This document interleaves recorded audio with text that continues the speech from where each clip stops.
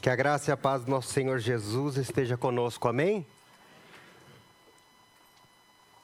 Muito bom estar com vocês, eu fico muito feliz por esse momento, porque é um momento onde nós vamos falar de uma pessoa que é muito importante para mim, que é meu amigo Jesus. Queridos, nós estamos nessa série, Encontros Transformadores, e eu quero falar para vocês sobre um encontro que há anos ele vem mexendo comigo. E aqui eu quero ressaltar que é impossível nós termos um encontro com Jesus e a nossa vida não ser transformada.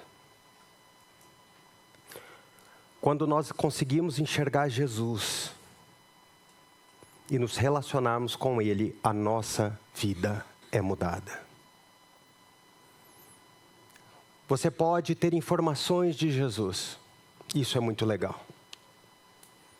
Tem livros e mais livros te dando várias informações de Jesus, e eu aconselho que você leia, que você vá atrás. Mas as informações que você tem acerca de um fato, elas não têm a capacidade de mudar a sua vida, como quando você tem um encontro com a pessoa dos fatos. Todo discípulo de Jesus, que se chama de testemunha de Jesus, é porque em algum momento teve um encontro pessoal com Jesus.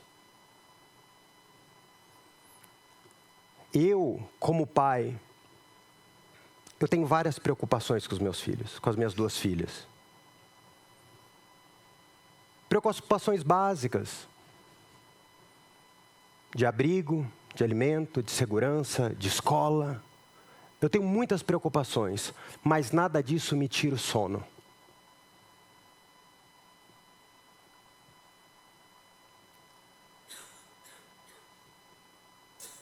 Como pai, o meu grande desejo é que minhas filhas conheçam o Jesus delas.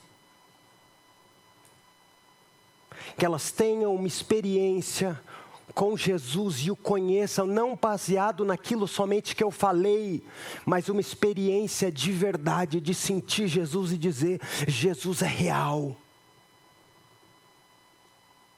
Ele é o meu Senhor. Ele é o meu Salvador. Ele morreu por mim. Ele habita em mim através do Espírito. E a partir daí, elas terem uma vida apaixonadas por Jesus. Eu não tenho medo que minhas filhas não se deem bem nas suas profissões. Eu não tenho medo que elas não vão bem na escola. Tanto é que nem as cobro sobre as suas notas.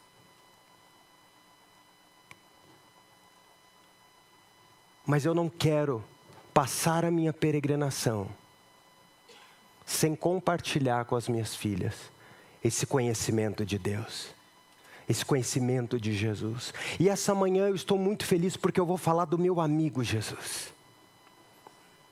Todas as vezes que eu leio a Bíblia, eu vejo que Jesus, Ele é pessoal. Ele se manifesta para nós pessoalmente e nós precisamos conhecê-lo de verdade. E Ele usa várias maneiras para falar com a gente, várias situações. E tem pessoas que dizem, quem não vem pelo amor, vem pela dor. Eu gosto muito a todos aqueles a quem Jesus se revelou, vieram pelo amor. É o amor de Deus que nos leva ao arrependimento, que nos leva até Ele. E eu escolhi um personagem que é Mateus, para falar da vida dele. Mas eu não quis pegar no seu próprio evangelho, nos seus escritos. Eu fui no evangelho que eu mais gosto, que é o evangelho de Lucas. Porque Lucas, ele tem esse olhar caridoso, misericordioso, e ele vai colocar detalhes que outros apóstolos não colocam. E talvez seja por causa de uma identificação entre eu e Lucas. Sempre você vai ver que Lucas vai ter o seu olhar para o doente, para o sofrido. E ele vai colocando isso, ele vai falando, ele vai dando ênfases a doenças, às curas. Mas também porque Lucas era uma pessoa que destoa dentro do colégio apostólico. Porque Lucas não era judeu.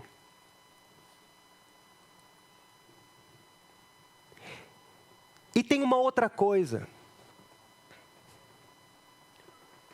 Lucas, ao se apaixonar por Jesus, a ter uma vida com Jesus e empreender toda a sua inteligência para escrever sobre os grandes atos de Deus, através da vida de Jesus, ele foi o médico particular de Paulo. E possivelmente, todas as cartas de Paulo foram redigidas, a maioria delas, exceto quando Paulo diz, esta é de próprio punho, foi redigido pelo seu médico particular, Dr. Lucas.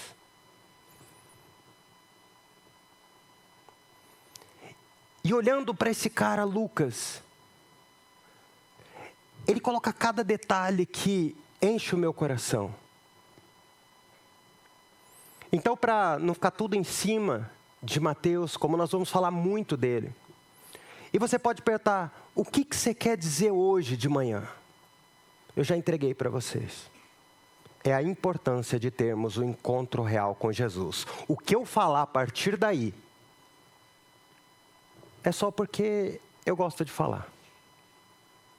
É para reafirmar essa ideia de que o encontro com Jesus vai mudar as nossas vidas. Então abra comigo em Lucas, no capítulo 5, e nós vamos ler de 27 a 32. Nós vamos fazer a leitura corrida, depois eu vou voltar para o centro, para o início, e a gente vai tentar explicar versículo por versículo a partir daí.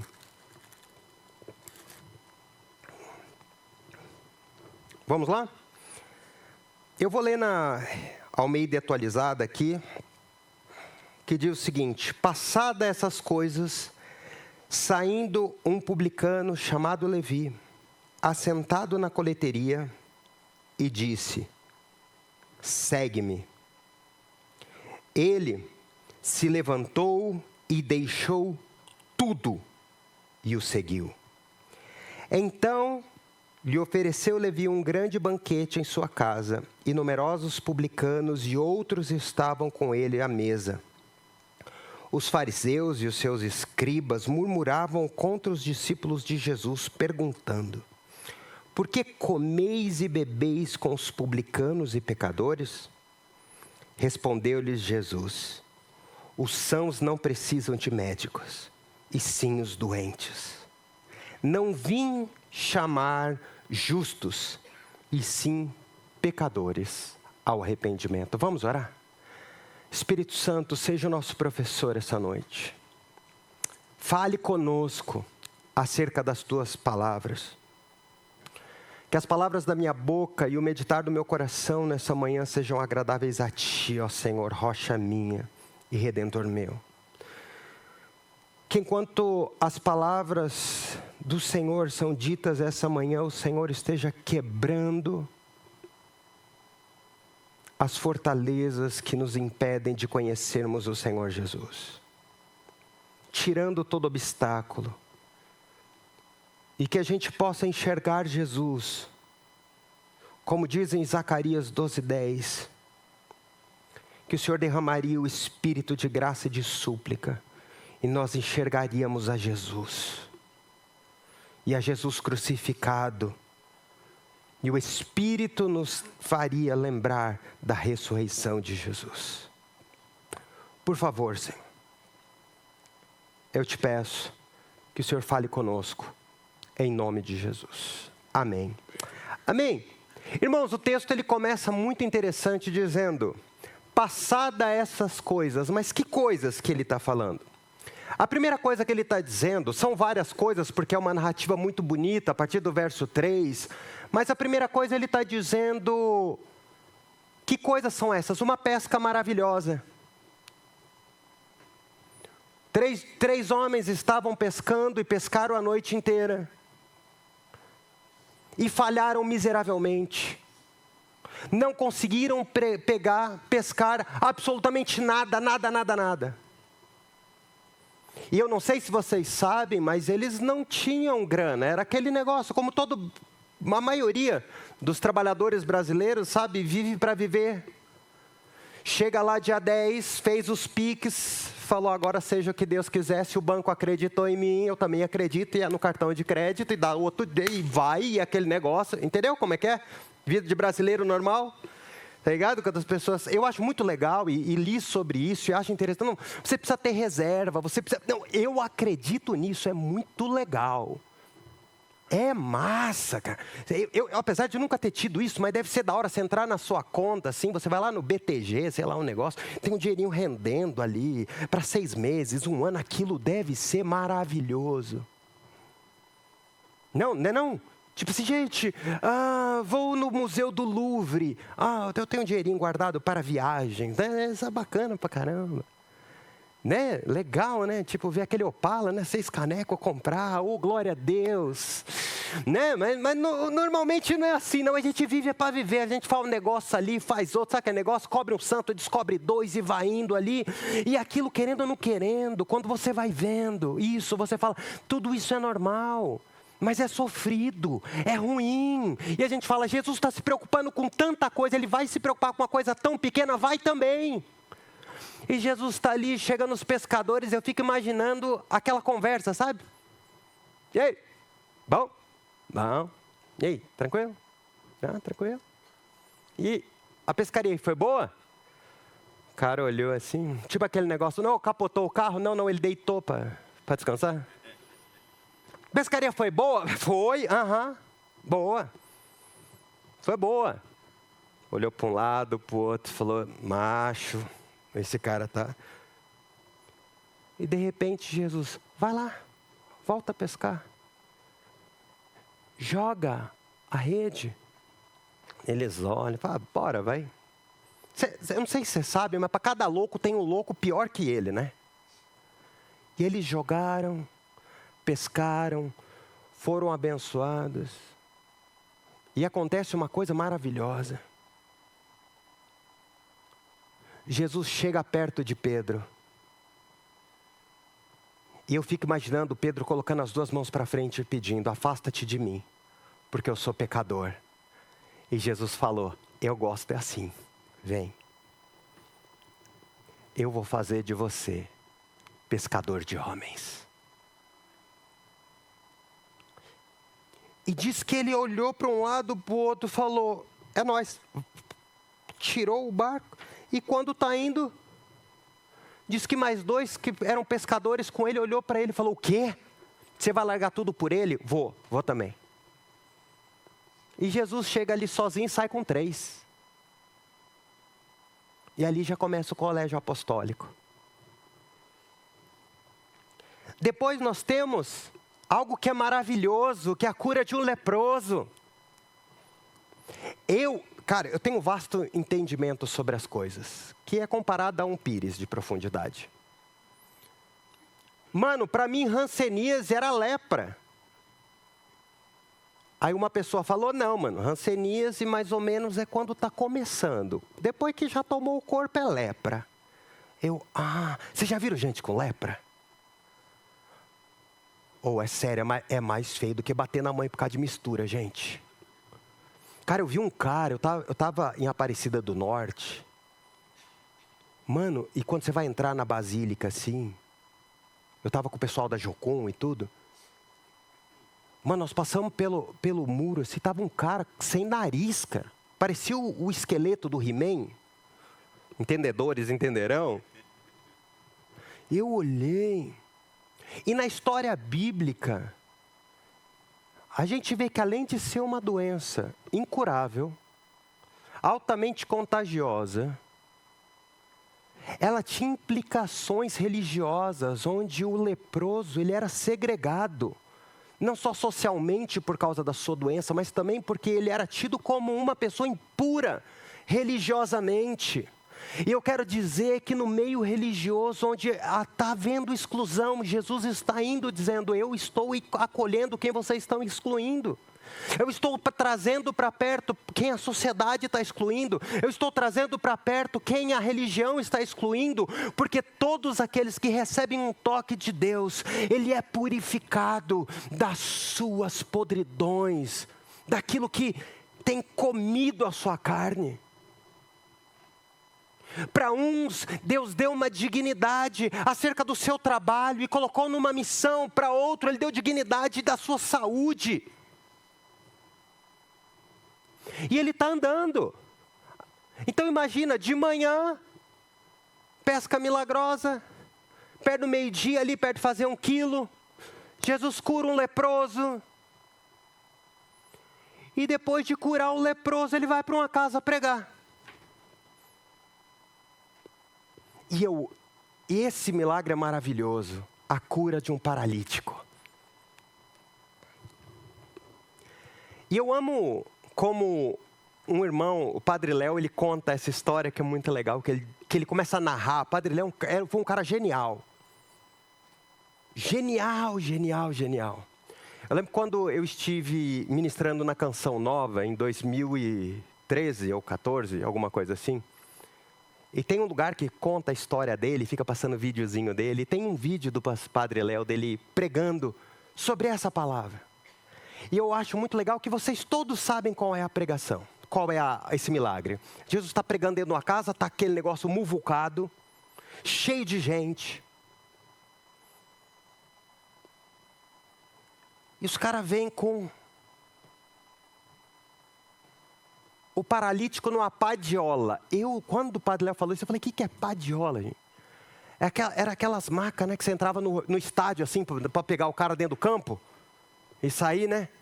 Mas acho que ninguém quer falar de futebol hoje não, né? Londrina jogou ontem com o Marrocos. Então, aí o cara pegou na padiola assim e falou: vamos entrar. Aí o Padre Léo falou um negócio muito legal. A gente tem a capacidade de ser egoísta até na hora que nós estamos perante Jesus, porque ninguém deixava o cara entrar.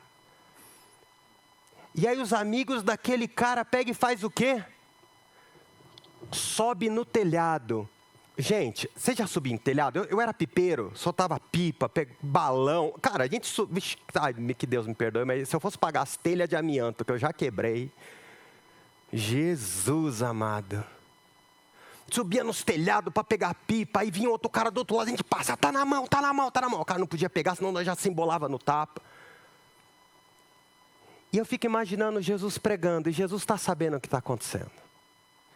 E ele começa a ouvir o barulho do destelhar. Mas destelhar não era aquela telinha bonitinha que o cara vinha com a desparafusadeira da DeWalt, né?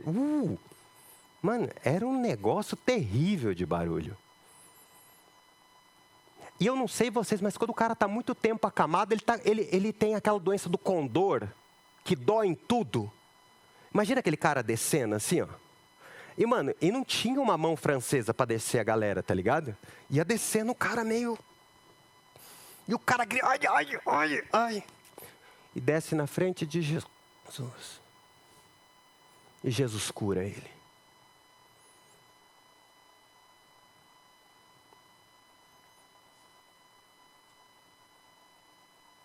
Seja qual for os 2 caminhos que nós podemos ter de encontrar Jesus. Ou Ele vindo até nós, ou nós levando pessoas para encontrar com Ele. A melhor coisa que nós podemos fazer é termos encontros com Jesus. E Ele está dizendo isso, depois de Jesus ter feito tudo isso, curou o cara, falou: galera, valeu. E Ele está saindo.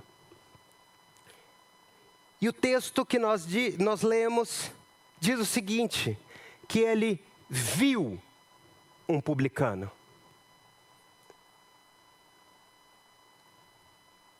Assentado, cobrando imposto, e disse: segue-me. E esse homem é o Mateus, o Levi, aquele que escreveu o Evangelho. E eu queria falar um pouquinho sobre o Mateus, porque quase nada a gente sabe dele, a não ser que seu pai chamava Alfeu. E também, ele é mencionado nas 4 listas dos 12 apóstolos, em Mateus, em Marcos, em Lucas e em Atos. Ele era publicano em Cafarnaum, uma cidade à beira-mar da Galileia, do Mar da Galileia. E tem uma coisa que é impressionante. Olha o tipo de pessoa que Jesus gosta de se meter. Sabe aquele negócio, você precisa parar de arrumar confusão? Não, Jesus viu a confusão, ele entrava dentro. Os publicanos eram judeus que cobravam impostos dos seus compatriotas em nome de Roma. Homens de corações endurecidos que haviam se tornado ricos e, ao mesmo tempo, odiados pelos seus compatriotas. Seria basicamente assim. Vou recorrer às minhas memórias, tá? Você está nos anos 90, no estádio do Pacaembu. Na única torcida que existe no Brasil, que é a do Corinthians. O resto é tudo contra. Tá? No Brasil só temos 2 torcidas, a do Corinthians e a contra. E de repente, um cara decide, no meio do rolê, tirar a camiseta da Gaviões e falar, agora eu vou usar a camiseta do São Paulo. Seria um tanto quanto hostil essa situação, sim ou não? Era isso. Mas não é só isso. É como você olhar para um parente seu e falar, cara, você é meu parente, você está me roubando, velho. Na cara dura.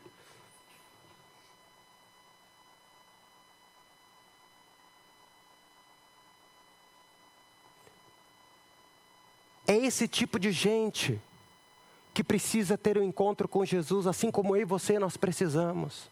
Mas intencionalmente você vai ver que sempre, as opções de Jesus, elas vão ser contrárias às nossas, acerca da escolha das pessoas. Isso a Bíblia já nos deixa claro quando Samuel foi até a casa de Jessé. A primeira coisa que ele diz, o homem vê o exterior, mas Deus vê o interior, porque Ele é capaz de mudar. Na lista dos possíveis chamados para andar com Jesus, possivelmente Mateus nunca seria escolhido por nós para caminhar com Jesus. Mas Jesus constantemente está agindo de maneira totalmente diferente como a gente espera. Porque Ele tem capacidade de mudar as pessoas. De colocar as pessoas nos trilhos que elas precisam andar. E tudo isso começa quando Ele se revela para a pessoa. Por consequência de sua profissão, como coletor de impostos, as anotações eram normais para ele. Então ele tomou esse costume cotidiano, que quando ele começou a seguir Jesus, ele não abandonou isso, ele continuou tomando nota do que estava acontecendo.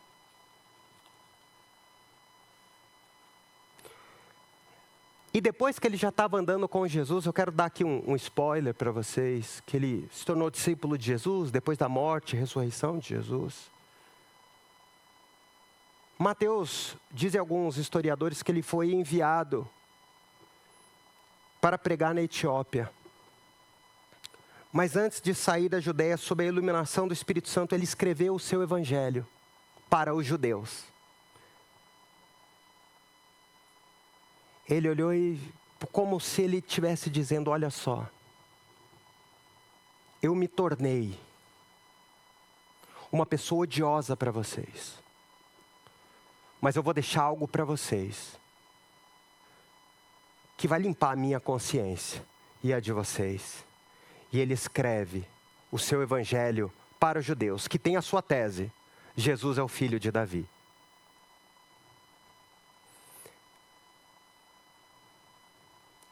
E o evangelho de Mateus, ele é tão lindo porque ele é o que mais, as palavras que mais se repete é rei, reino e reino de Deus. E ele deixa isso. Um homem que trouxe tanta dor para os seus compatriotas. Agora deixa um manual de cura e de relacionamento com Jesus. Mas ele não viveu para sempre, né, gente? Ele também morreu. E eu quero falar um pouquinho da sua morte. E essa morte dele, eu tenho alguns livros sobre esse período da morte dos discípulos. E o que, dentro da academia, os estudiosos mais defendem é um livro chamado Espelho dos Mártires. E diz que, segundo alguns historiadores, ele foi decapitado em Nadavar, capital da Etiópia. Onde, segundo Venâncio Fortunato, também ele foi enterrado em Nadavar. E há mais de 1000 anos, Venâncio escreveu: no último dia, a grande cidade de Nadavar irá nos devolver o eminente apóstolo Mateus. Então é desse cara que eu estou falando. É desse Mateus que eu estou dizendo. Que ao ouvir segue-me, logo em seguida a gente vê que Lucas narra: e se levantou e deixando tudo, o seguiu. Sabe o que mais me chama a atenção nessas séries que nós estamos falando, de encontros transformadores?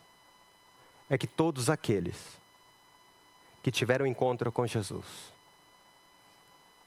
encontraram um sentido para a sua vida.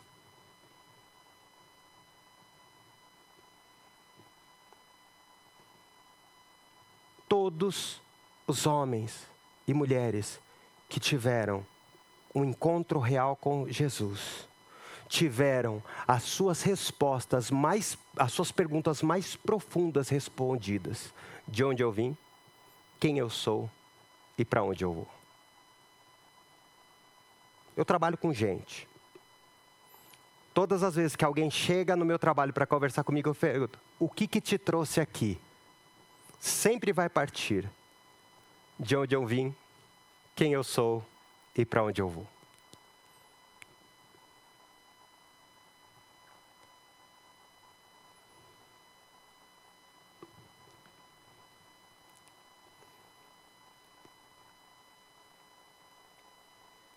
E a gente precisa entender que, no original, essa palavra que Jesus diz, segue-me, é uma palavra, essa palavra é kalel, que significa chamar e convocar. Não é só tipo assim, sabe aquelas propagandas que tem? Esse aqui é o salão de cabeleireiro da minha mãe, se você quiser, vem. Essa aqui é a minha igreja, Igreja Batista Catuaí, se você quiser, vem. Não. Imagina Jesus olhando para ele, olho no olho, e dizendo: segue-me. Kalel, basicamente, é uma convocação cujo ouvinte se torna totalmente incapaz de negá-la. E ele se levanta e passa a seguir Jesus, mas não é um seguir no sentido de vai andando na frente, eu vou atrás, filhinha indiana. Não é, eu vou até onde você for e a minha vida terá o mesmo fim que a sua. E não é fim de final, é fim de propósito. Não fim de término, fim de propósito. O problema é que hoje nós queremos Jesus para muitos fins.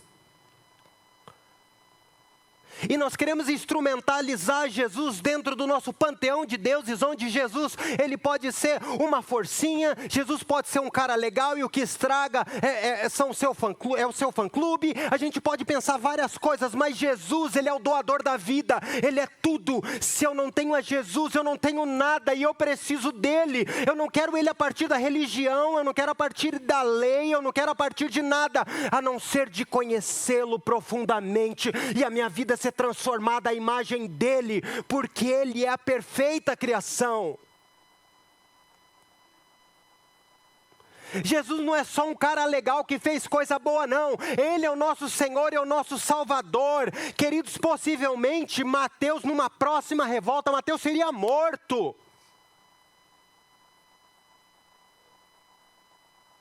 E Jesus, quando chama para estar com Ele, é para que Ele tivesse vida. E Jesus nos chama para estar com Ele, para que nós tenhamos vida. Para que a nossa vida tenha sentido, tanto sentido de sentir, como sentido de ser, como sentido de ir. E muitas vezes nós estamos usando o ativo mais valioso do mundo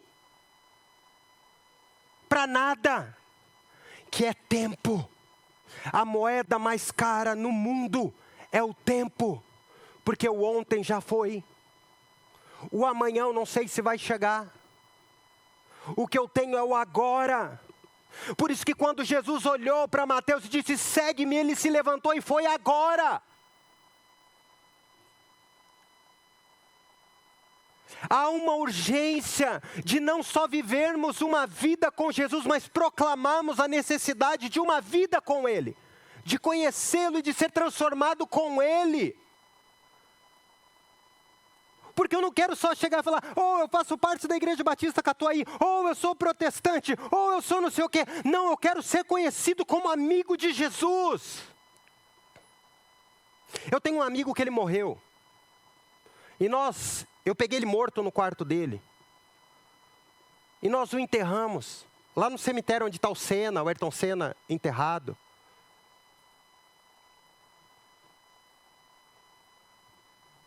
E na lápide dele está escrito assim, C, que é Cecil Gregory McNutt. Data de nascimento, data de falecimento embaixo escrito. Esse cara amou Jesus demais.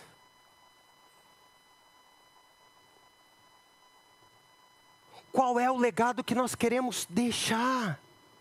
A não ser esse que nós amamos Jesus demais da conta. E esse chamado não é para você fazer algo para Jesus, é para você ser alguém em Jesus. Porque basicamente Mateus ficou desempregado. Para viver com Jesus. E o que nos impede nos dias de hoje de abrirmos mão de nós mesmos para vivermos com Jesus? E essa é uma reflexão que a gente precisa fazer. E lendo um livro do Ronaldo Lidório, que é um cara muito fera, ele compartilha uma definição linda sobre o que é ser chamado. Ele diz que esse chamado por Jesus, ele é pessoal, porque Deus chama pessoas. Ele entra dentro da tua individualidade, Ele sabe como te chamar. Pois Ele lança no coração dos seus filhos uma intransferível e profunda convicção de chamado e propósito. E não é só isso, Ele também é incontestável, pois é uma convocação. E Ele a faz de forma clara. Não tem esse negócio, eu acho que Jesus está me chamando para isso. Não, é claro. É claro. E ela é irresistível, pois quando Deus chama, somos tomados pelo desejo de segui-lo, e tudo mais perde o sentido, porque todo lugar é normal, até Jesus passar por ele. Nós tivemos agora o L21, lembrem? Abriu? Me ajudem aí, gente, pelo amor de Deus. Abriu. E nós tivemos a última reunião, e muitos viram as fotos que nós estávamos orando aqui na salinha do refúgio e tudo, né? E algo me chamou muita atenção, porque foi aberto momentos de testemunho. E pessoas foram dando seus testemunhos. E aí uma menina levantou a mão e disse, eu quero dar um testemunho. Eu falei, diz aí. Ela disse, desde os meus 14 anos, eu estou em contato com uma outra menina. Via internet, ela é de Londrina, eu de São Paulo. E nós oramos para a conversão dos nossos amigos na escola. Eu falei, que legal! E foi chegando o tempo da faculdade. Eu comecei a gostar de um curso em específico. Comecei a estudar para eles. E comecei a orar. Senhor, esse é meu curso que eu estou prestando. Ele é apenas um veículo para que eu mostre que Jesus, para que eu mostre Jesus para as pessoas.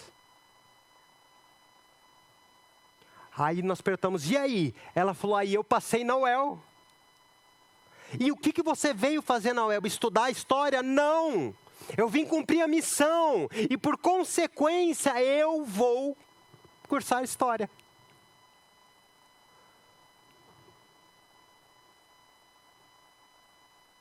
Seja qual for a sua profissão, sua ocupação, ela é só uma desculpa de Deus para te colocar onde Ele quer, para que pessoas conheçam a Ele.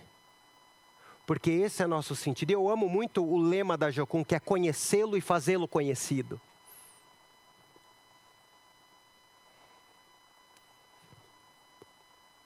Mas aqui eu quero fazer uma pergunta. Será que Jesus, de fato, Ele toca as afeições do nosso coração? Tem um texto muito antigo de uma irmã que ela diz o seguinte: muitos querem Jesus, e mais não sei o quê, e mais não sei o quê. Eu quero Jesus, e que tudo se dissolva frente à grandiosa presença dEle. Eu tenho um colega que a gente se conhece há muitos anos, e possivelmente eu mudei em 2005, 2004, a gente se conhece desde 2004.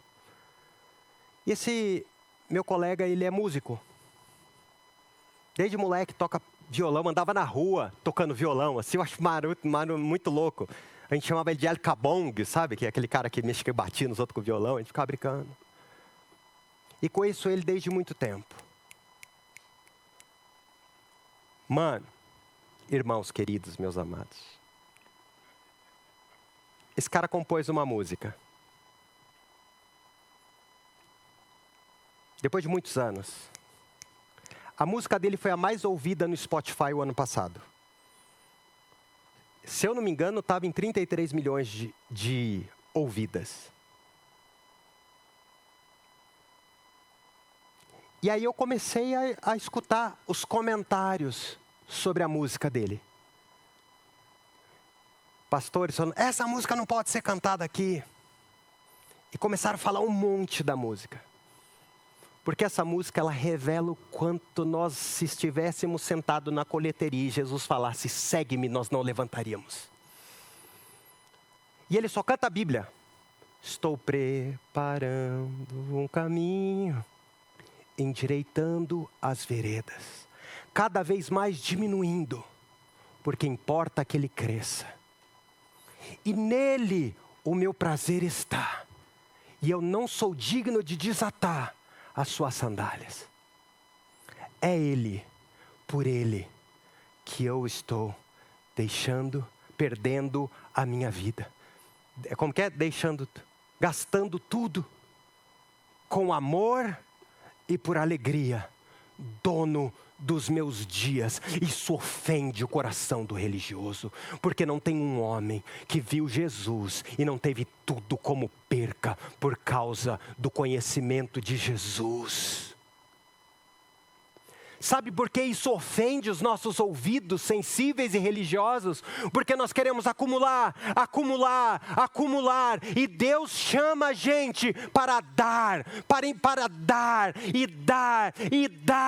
e quando não puder dar, dá mais um pouquinho. Porque aqueles que são de Cristo Jesus crucificaram a sua carne com as suas paixões e concupiscências. Aqueles que são de Cristo Jesus conheceram a maior riqueza, e por isso, tudo comparado a Jesus, nós precisamos estar dispostos a abrir mão disso.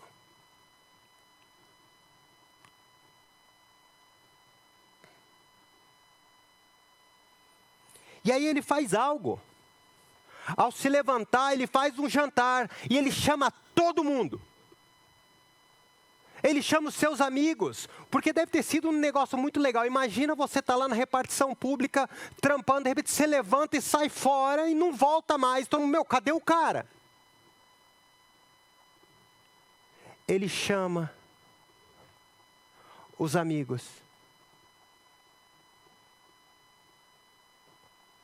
para conhecer Jesus. Eu não sei vocês, mas eu sou casado com uma mulher bonita. Eu orei muito, ela pouco. Tipo, eu ganhei na lota, ela no bicho. Irmão, eu sou casado com 3,5 metros de mulher, rapaz. Eu tinha 68 quilos quando eu comecei a namorar a Anitta. Eu sei, eu rodei de pneu murcho muito tempo. Não, mal. O tempo fez bem pra mim, mano. A barba, a maquiagem. E eu vou dizer pra você, hein? Enquanto a vida não tem filtro, vocês vão ter que ver essa lata aqui. Cara, eu lembro que em fevereiro de 2001, me passa uma mulher assim, ó. Vargem Grande, Paulista, interior de São Paulo. Eu olhei, eu falei, rapaz. Minha amiga não apresentou. Falei, eita, nós. Meti o óleo de peroba na cara, porque, né, quem não tem dinheiro conta história, né, entendeu? Eu vou falar um negócio, se você não é bonitinho, cara, aprenda a falar. Seja um cara engraçado e saiba cozinhar, porque a beleza passa. Mas o senso de humor e a fome nunca. Cheguei do lado assim, ó. Prazer, eu sou o Cadinho, entendeu? Pá, já trouxe pra intimidade. Eu sou o Cadinho e tal. E ela, na minha conversa. Rapaz, se eu fosse sanfoneiro ia ser legal demais. Eu tava ali e tal, ouço muito Luiz Gonzaga, ele gosta desses negócios. Eu cheguei, conversei. Passou um tempo. Muito tempo, a gente começou a namorar. Porque você sabe como é que é, né? Água mole, pedra dura, tanto bate até que molha. E deu certo, deu match. Qual foi a primeira coisa que eu fiz? Chamei todos meus amigos. Que eu vou levar minha mulher para vocês conhecerem, minha namorada. Rapaz, pensa o seguinte. Foi um final de ano. Todos meus amigos na festa de fim de ano. A Anitta foi passar o fim de ano em casa.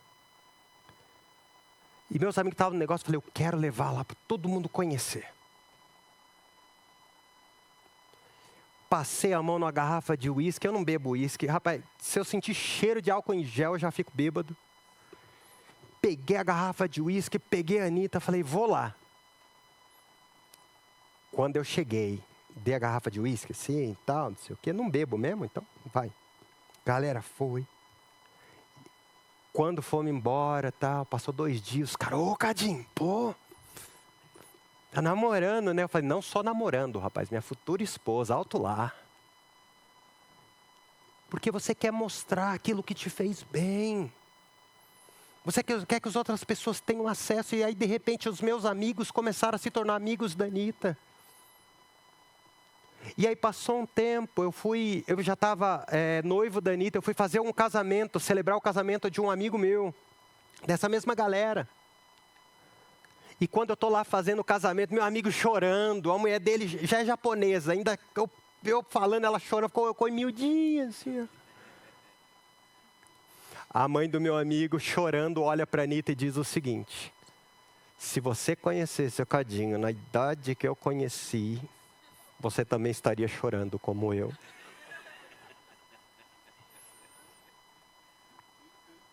Porque todo lugar e toda pessoa é comum até Jesus passar por ela. Você está entendendo o que eu estou dizendo? O que nós mais precisamos é conhecer Jesus. De verdade, Ele é relacional. É só caminhar com Ele e falar, Jesus, e vamos conversar.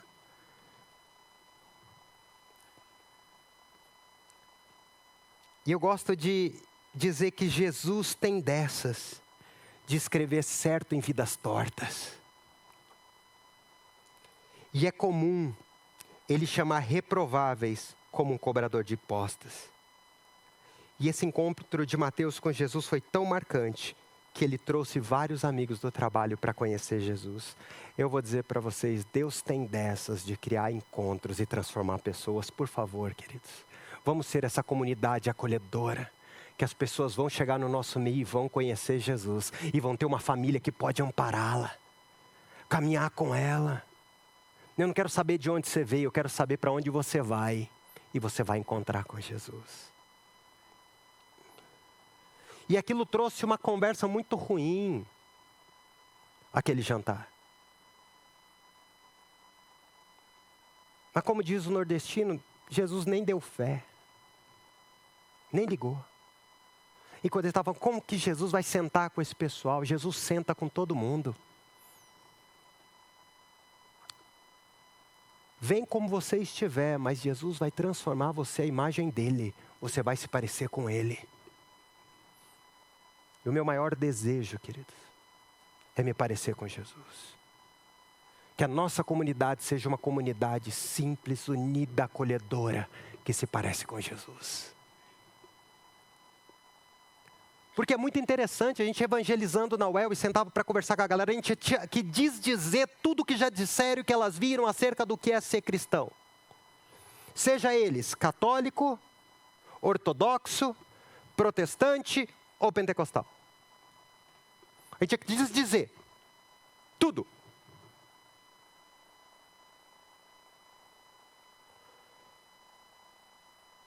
Nós estávamos andando num centro acadêmico, de repente olhei para o menino e falei, você é cristão, não sou? Sou. Não, mas eu sou católico. Eu perguntei se é cristão. Sou cristão.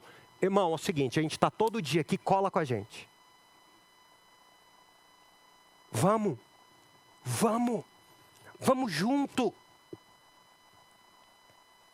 Mostrar Jesus. Caminhar com Jesus. Por quê? Porque ele dá resposta.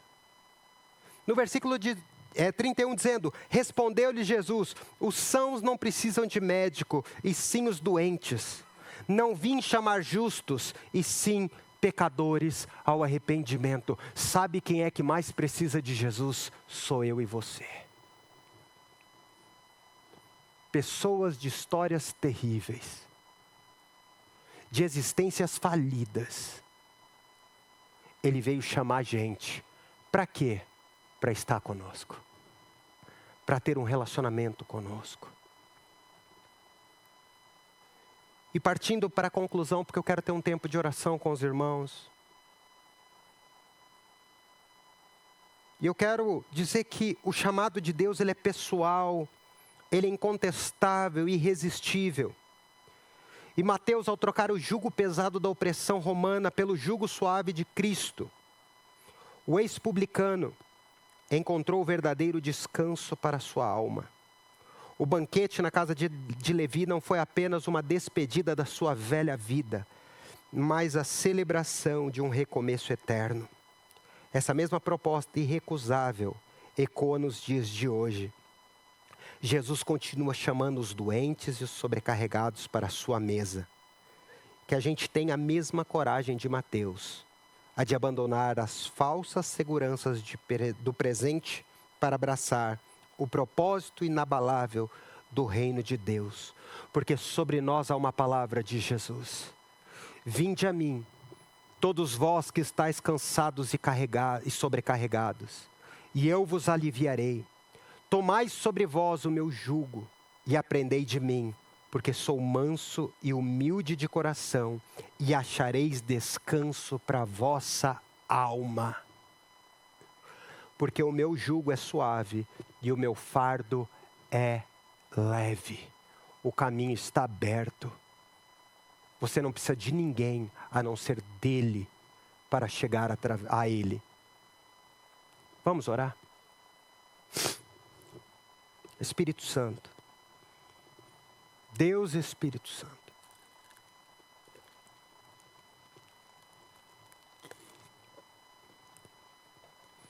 Qual a beleza de Jesus que nós não conhecemos ainda?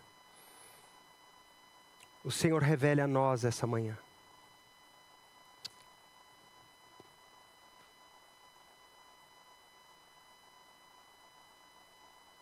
Jesus, revela-te a nós a cada dia.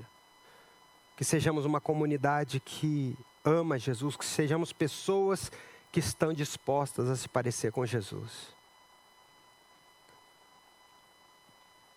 Que tenhamos um encontro contigo, não só um encontro do precioso dia da salvação, mas também um encontro diário, que a nossa fé é aumentada, crescida. Que o Senhor nos ajude, que o Senhor nos guarde, que o Senhor libere sobre nós uma porção a mais do Teu Santo Espírito. Diz que quando Pedro estava na casa de Cornélio e pregou ali, todos foram cheios do Espírito Santo. E ali ele não explica o que é isso, a não ser de que o Senhor se moveu naquele lugar. Que o Senhor mova no nosso meio, que o Senhor nos convença, que o Senhor mostre o quanto é maravilhoso estar contigo. Que as afeições do nosso coração sejam tomadas pelo Senhor, para a glória do nome de Jesus. Amém.